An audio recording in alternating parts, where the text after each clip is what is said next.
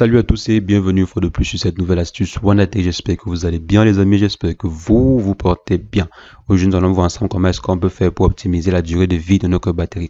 Comment faire en sorte que notre batterie dure plus longtemps. Également comment optimiser le fonctionnement de notre téléphone. Donc c'est ce que nous allons voir dans cette vidéo. Mais avant j'aimerais inviter ceux qui ne sont pas encore abonnés à la chaîne, ceux qui traînent encore, à vous abonner et cliquer sur la cloche pour recevoir en temps et en heure les prochaines vidéos. Donc les amis, on va essayer d'optimiser la durée de vie de notre batterie, également le fonctionnement de notre téléphone. Pour ce faire, on va utiliser une application qui s'appelle Hibernate. Elle est vraiment très populaire. Je vais laisser le lien de téléchargement dans la description pour que vous puissiez télécharger la dite application. Donc l'application Hibernate va par exemple nous permettre de pouvoir hiberner, comme le nom l'indique, hiberner certaines applications. Donc hiberner une application veut simplement dire mettre l'application en pause. Donc on va mettre les applications en pause et ainsi ça va réduire le nombre de tâches ou le nombre d'applications qui sont démarrées simultanément. Donc je viens par exemple ici, je tape Hibernate, voici la petite application ici. Donc sur l'application, on voit ensemble là c'est la RAM, l'utilisation de la RAM. Moi j'ai un téléphone de 6 Go de RAM, actuellement 4 Go sont utilisés. Et si on vient ici, on peut voir les applications qui sont lancées. Et on peut hiberner chaque application. Je peux par exemple hiberner l'application AdSense qui ne me sert pas. Donc je viens ici, bon, pas sur le point d'exclamation, j'ai mal cliqué. Donc je clique sur hiberner. Donc là je dis afficher les paramètres. Je viens ici, je dis autoriser la superposition. Je fais retour. Maintenant je reviens, j'hiberne l'application. On me dit encore afficher ici. Je viens là, je dis autoriser le service. Autoriser. Maintenant, je reviens sur Hibernate et je vais finalement hiberner l'application. Donc, je suis certainement parti un peu trop derrière.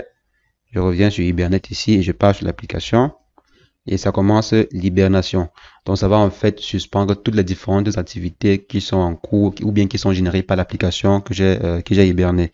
Donc, si je prends par exemple l'application Alibaba, si je vais hiberner l'application pour que ça ne consomme plus mes différentes ressources, parce que vous savez, quand le téléphone travaille, la batterie également diminue.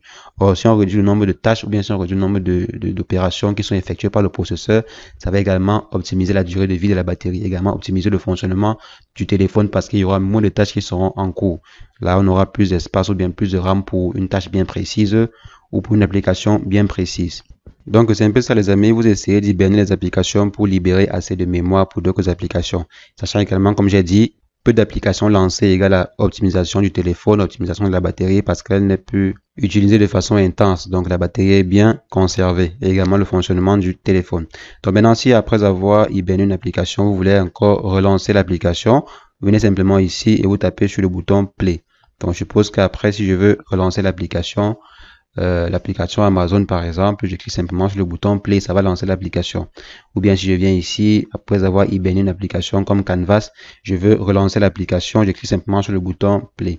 Donc maintenant si on essaie de revenir pour voir la RAM, donc on était d'abord, je pense c'était à 60 quelque chose de pourcent, maintenant nous sommes à 70%. Donc vous voyez, la RAM a été libérée, on a maintenant assez de ressources pour pouvoir effectuer d'autres tâches et également la batterie aussi est conservée puisque l'énergie consommée actuellement est inférieure à celle consommée auparavant. Donc les amis, c'est un peu ça, c'est comme ça que vous pouvez faire pour pouvoir optimiser le fonctionnement de votre téléphone et également optimiser la batterie, optimiser la durée de votre batterie. Ça peut être sur un jour ou bien sur une longue durée. Donc les amis, c'est ce que je voulais rapidement partager avec vous dans cette vidéo. J'espère que l'astuce vous a plu. Si c'est le cas, lâchez-moi un bon pouce bleu ou mettez en commentaire si vous avez des questions par rapport à cette vidéo ou une autre vidéo que j'ai faite sur la chaîne.